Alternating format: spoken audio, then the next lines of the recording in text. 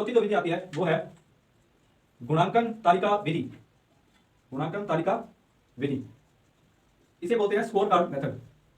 Score card method यानी एक score card तैयार किया जाता है। कैसे स्कोर कार्ड कैसे तैयार करेंगे, पशुओं का कैसे स्कोर कार्ड तैयार होता होगा।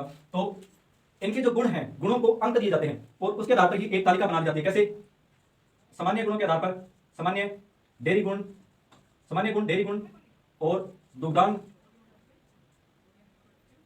और शरीर की जो क्षमता है या शरीर कैसा है, शरीर की जो क्षमता है, उनके आधार पर इसका मतलब इनको नंबर दिए जाते हैं या अंक दिए जाते हैं।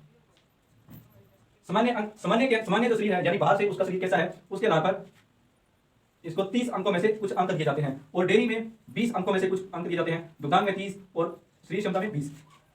शरीर क्षमता में कैसे होगा, शरीर क्षमता में क्या होगा कि उसके शरीर यानी भारवाही है या फिर भारी शरीर है या हल्का शरीर है, उसके आधार पर उसको अंक दिए जाएंगे। और फिर आता है दुग्धांग। दुग्धांग के आधार पर यानी उसकी जो आयन है वो आयन कैसा है और उसके जो दूध के गुण है यानी दूध सिराएं उभरी हुई है या उसके आधार पर उसको कुछ अंक दिए जाते हैं। फिर आता है डेयरी के गुण यानी उसका दूध कितना है या दूध कैसे मतलब है, उसके यानी दूध के जो गुण है उसके आधार पर भी उसका चयन कर दिया जाता है यानी नंबर दिए जाते हैं। और सामान्य के आधार पर सामान्य यानी उसका सामान्य व्यवहार कैसा है या उसकी सींग वगैरह कैसे हैं और उसका रंग कैसा है, उसके आधार पर कुछ अंक दिए जाते हैं। फिर आता है ये जो अंक हैं इनको जैसे इनकी भी कुछ श्रेणी रखी गई है। कैसे, एक सामान्य श्रेणी, सामान्य श्रेणी, सामान्य श्रेणी और दूसरी आती है उत्तम और फिर तीसरी आती है सर्वोत्तम।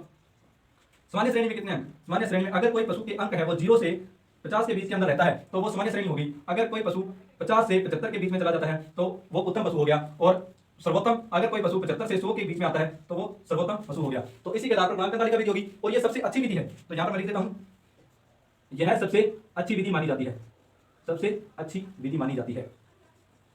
और गुणांकन तालिका विधि के बाद में आती है